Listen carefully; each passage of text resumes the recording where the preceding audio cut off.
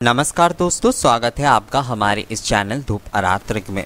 दोस्तों, एक विषय पर जो है ना मुझे बहुत ज़्यादा रिक्वेस्ट आ रहा है और कुछ लोगों ने तो विशेषकर ये कहा है कि आप इस बारे में हमें बता दीजिए, नहीं तो हम लोग जो है पूरे चैन के साथ जो है ये व्रत नहीं कर पा रहे हैं। तो वो विषय है कि अष्टमी जो है यानी कि शुक्ल अष्टमी के दिन किस तरीके से हम जो है माता रानी की पूजा कर सकते हैं। तो ये जो व्रत होता है यानी कि ये जो है कितने दिनों का व्रत चलेगा और कितने दिन के बाद जाकर हम उद्यापन कर सकते हैं, या फिर जो है हम प्रति शुक्ल अष्टमी को किस तरीके से व्रत कर सकते हैं। अगर इसे धुनुची धूप के साथ इसकी पूजा हम करते हैं तो क्या रहेगा, इसके संक्षिप्त हवन अगर विधि है तो क्या रहेगा। इन सारे विषयों में यानी कि ऐसे कई सारे सवाल जो है ना वो शुक्ल अष्टमी के ऊपर आ रहे थे। तो देखिए दोस्तों, मैं ये वीडियो के माध्यम से आप लोगों के सारे जो विषय है ना उसे लेकर एक जो है एक कंप्लीट वीडियो बनाने की कोशिश कर रहा हूँ, ताकि आप सभी को जो है ना ये व्रत अगर आप लोग करना चाहते तो आप लोगों को जो है एक जो स्वच्छ धारणा जो है वो मिल जाए। और आप लोगों में से बहुत सारे लोगों ने मुझे कहा है कि मैंने कई सारे वीडियोस जो है ना यूट्यूब पर हमने देखे हैं और हम लोग थोड़ा कन्फ्यूजन हो गए हैं, यानी कि कंफ्यूज हो गए हैं।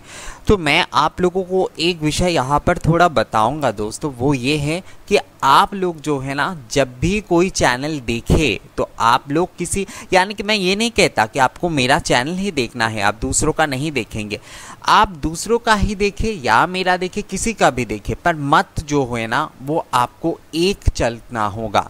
क्योंकि हमारे शास्त्र भी यही कहता है कि आप अगर बहुत सारे मतों के साथ चलने की कोशिश करते हैं तो आपके जो मूल विषय है उससे आपका ध्यान हट जाता है और आपकी पूजा और भक्ति में जो है ना उसमें संपूर्णता नहीं आती है। इसलिए जो है आप बहुत सारी चीज़ देखें, बहुत सारी चीज़ अगर आप जानना चाहते तो आप ज़रूर जानें, पर मत जो है ना वो आपका एक होना चाहिए। वेद ये विषय जो है सबसे सही तरीके से कहता है कि आप वेद जानो, वेद को पढ़ो, वेद के विषय को समझो, पर आप जो है ना अपने एक जो है पद्धति जो है उस पद्धति से ही अपनी पूजा और आराधना की अभ्यास करो। तो इसलिए जो है ना दोस्तों आपको हमेशा इस विषय का ध्यान रखना ही होगा कि आपको जो है ना एक मत का अनुसरण करना है। आज आपने जो है मेरे कहे हुए किसी विषय पर कर लिए, कल किसी और के विषय पर कर लिए, ये बिल्कुल भी सही नहीं है।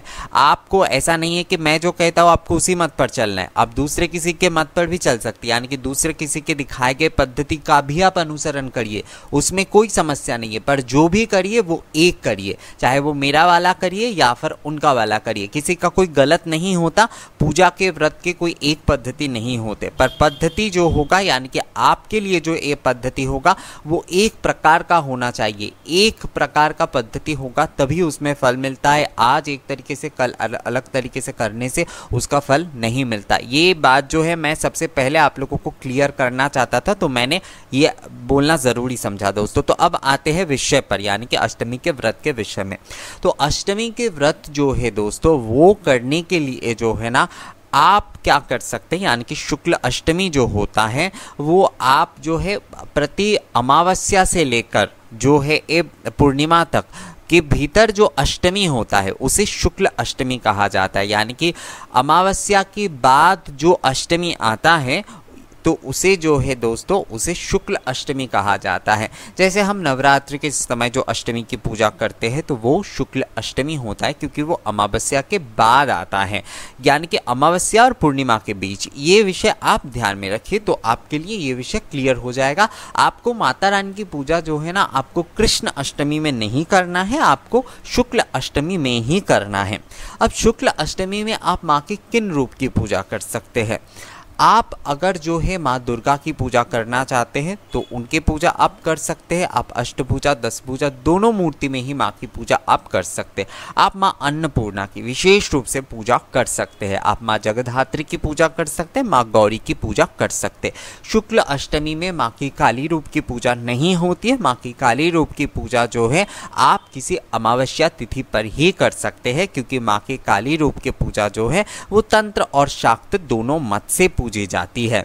पर ये जो पूजा यानी कि शुक्ल अष्टमी की जो पूजा है विशेषकर, ये मूल रूप से जो है शाक्त और वैष्णव यानी कि शाक्त और वैष्णव इन दोनों मतों से ही माँ की आराधना आप इस दौरान कर सकते हैं। तो शुक्ल अष्टमी के दिन माँ की इन रूपों की जो है ना आपको पूजा करना है। अब विषय आता है ये व्रत आपको कितने दिनों तक करना है। तो देखिए दोस्तों, ये आपके ऊपर निर्भर करता है। आप अगर एक ही दिन जो है ना व्रत करने की, यानी कि मैं जो है आज पूरे दिन व्रत करूंगा, इस प्रकार से अगर संकल्प लेते हैं तो आप एक दिन कर सकते, आप एक महीने का कर सकते, आप 8 कर सकते। यानी कि अगर आप किसी संकल्प के साथ यानी कि किसी मनोकामना के साथ कोई व्रत शुरू करते, तो मैं आपको कहूँगा कि आप जो है कम से कम जो है ना 8 जो शुक्ल अष्टमी है उस तक जो है आप इस व्रत को जारी रखें।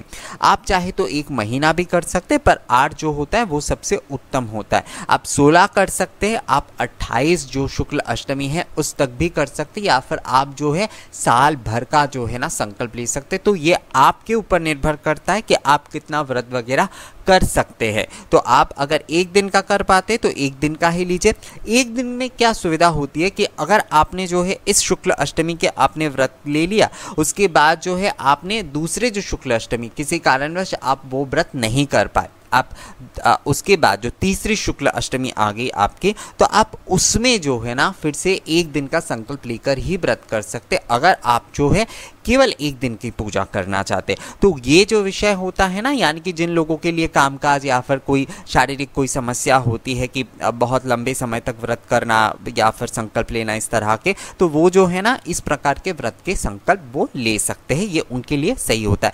हर किसी के अपने अपने जो है ना दायरे होते हैं, हर किसी के अपनी अपनी शारीरिक क्षमता होते हैं, मानसिक क्षमता होते हैं, उन्हें व्रत और पूजा भी उसी हिसाब से जो है ना करना चाहिए। किसी के देखा देखी या फिर जो है किसी ने कोई 16 तक कर रहा है तो हमें भी वही करना चाहिए, ऐसा नहीं करना चाहिए। जितना हम कर पाएंगे, क्योंकि हमारे शरीर और मन जो है ना दोनों की ज़रूरत होती है व्रत करने में। शरीर स्वस्थ रहे और उसके साथ साथ जो है ना मन भी हम पूरा जब व्रत और पूजा में लगाएंगे तभी हमारा व्रत जो है ना संपूर्ण होगा। केवल सामग्री चढ़ा देने से कोई व्रत संपूर्ण नहीं होता है। तो ये था विषय दोस्तों। अब आते हैं पूजा के विषय में, यानी कि पूजा आपको किस तरीके से करना है। बहुत सारे लोगों ने मुझसे ये पूछा है कि जो मतलब हमने देखा है कि माँ को वो जो है जो लोग व्रत करते हैं तो वो जो है पान, सुपारी, लौंग और इलायची वगैरह, बतासे वगैरह ये चढ़ाते हैं। 5 करके चढ़ाते हैं, 8 पान सुपारी के साथ ये चढ़ाते हैं या फिर 9 के साथ चढ़ाते हैं। तो हम कितने में चढ़ाएं? तो देखिए दोस्तों, ये सारी चीज़ें जो है ना हर किसी के परिवार के अपने अपने नियम होते हैं और हर कई जगह जो है ये प्रादेशिकता के नियम से भी होता है।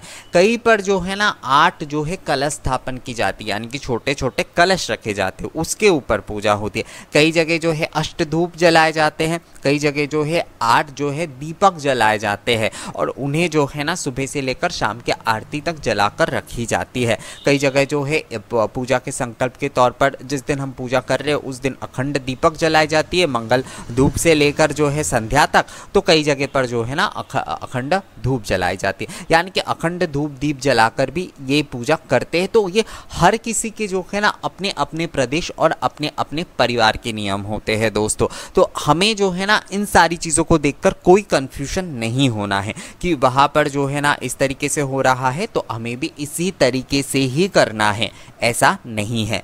आप जो है अपने एक पद्धति, यानी कि आप नवरात्रि में जिस तरीके से माँ की पूजा करते हैं आप उसी पद्धति का अनुसरण करते हुए जो है ना ये शुक्ल अष्टमी की पूजा कर सकते हैं।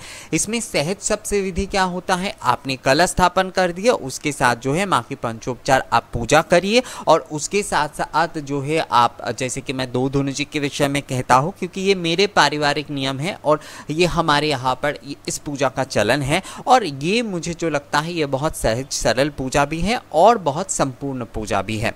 तो आप जो है आप अगर चाहे तो दोनों धुन जी का इस्तेमाल कर सकते हैं इसमें, उसके साथ अगर जो है आप माँ को इस दिन कुछ भोग चढ़ाना चाहते हैं, यानी कि नैवेद्य भोग तो आप चढ़ा ही सकते हो, उसके साथ अगर कुछ आप बना हुआ या फिर पका हुआ भोजन जो है वो आप चढ़ाना चाहते हैं माँ को, जैसे पूड़ी सब्जी हो गया या फिर जो है हलवा पूड़ी हो गया, तो ये सारी चीज़ें अगर आप जो है माँ को चढ़ाना चाहते हैं तो वो आप चढ़ाकर माँ की भोग आरती कर सकते। या फिर अगर आप जो है माँ की शुक्ल अष्टमी पर धूप सेवा की कुछ संकल्प लेते तो आप उसी तरीके से भी पूजा कर सकते। तो ये जो होता है ना, सबसे सहज और सरल विधि यही होता है कि आप कलश स्थापना कर लीजिए, आप जो है पंचोपचार के साथ माँ की पूजा कर लीजिए, उसके साथ जो है आप माँ की धूप दीप से आरती करिए, सुबह भी आप आरती करिए और संध्या के समय भी आप आरती करिए। तो ये सबसे सहज और सरल पद्धति है एक किसी भी व्रत और पूजा का।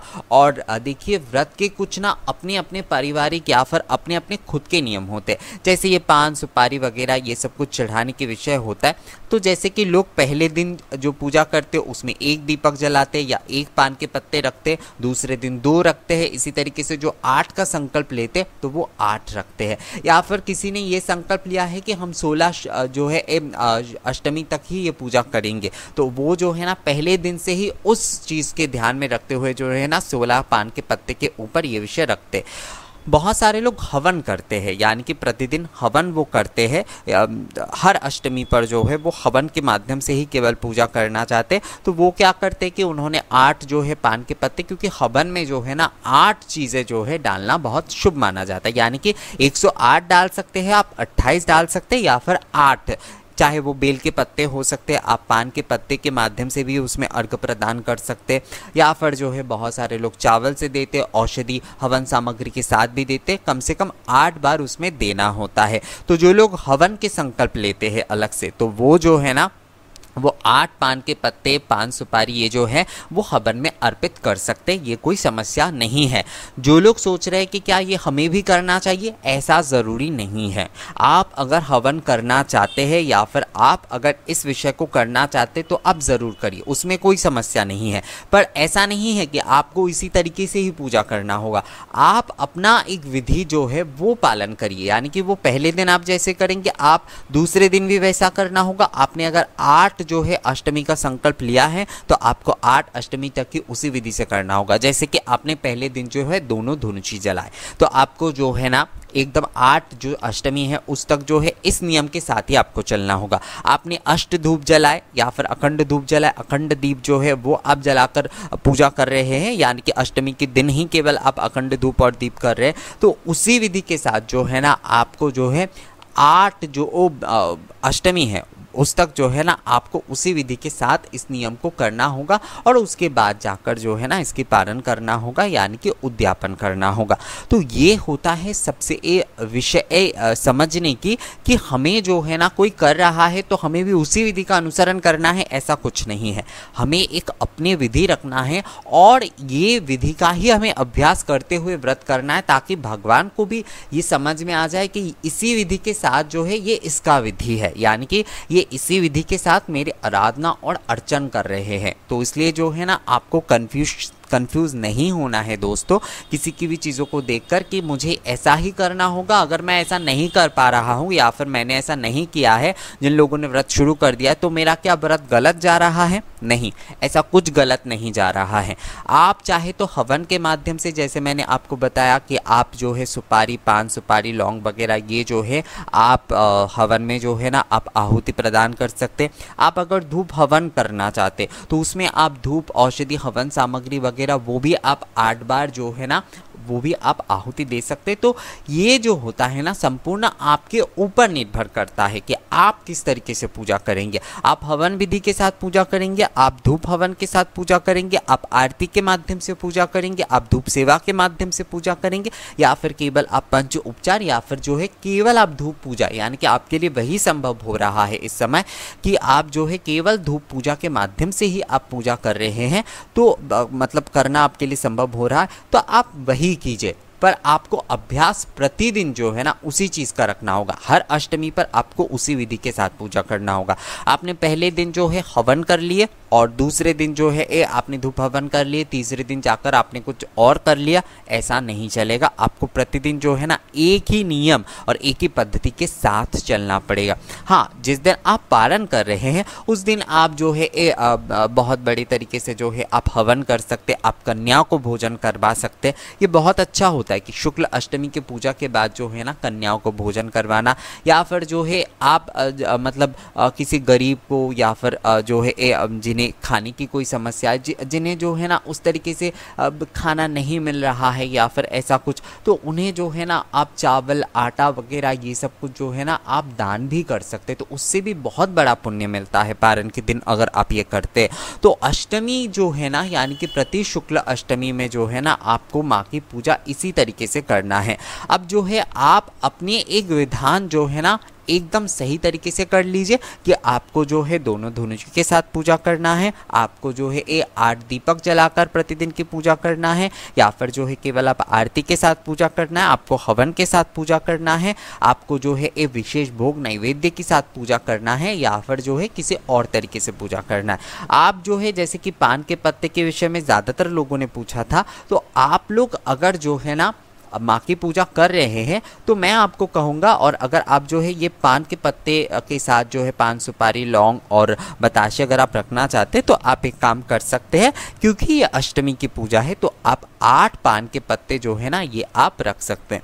तो इसके बाद बहुत सारे लोग ये सवाल कर सकते हैं क्या इसे हम खा सकते हैं? हाँ बिल्कुल, कोई समस्या उसमें नहीं है, आप खा ही सकते हैं इसे, ऐसी कोई मनाही नहीं है कि इसे नहीं खाया जा सकता, क्योंकि ये भी एक तरीके से आपके व्रत का ही प्रसाद है, तो आप इसे खा ही सकते हैं दोस्तों। उसमें किसी भी प्रकार की कोई समस्या नहीं है, ऐसी कोई अवधारणा अपने मन में बिल्कुल मत रखिए। और जो है ना आपको कंफ्यूज नहीं होना है, और इस विषय का आपको ध्यान रखना है कि आपको जो है ना बहुत सारी मतों में जो है ना आपको वो एकदम ही मतलब कंफ्यूज नहीं हो जाना है, आपको एक मत का अनुसरण ज़रूर करना चाहिए। आप बहुत सारे मतों में अगर जाएंगे तो आपका जो है ना पूजा से भक्ति से जो है ना आपका मन जो है उठ जाएगा, यानी कि जो है आपका मन किसी और जगह पर भटक जाएगा, इन पद्धतियों में ही घूमते हुए रह जाएगा। पर सबसे ज़रूरी विषय है पूजा करना, आरती करना, भगवान की ध्यान लगाना, यानी कि माँ की जो आप सेवा पूजन कर रहे हैं उसके ऊपर आपका ध्यान जो है ना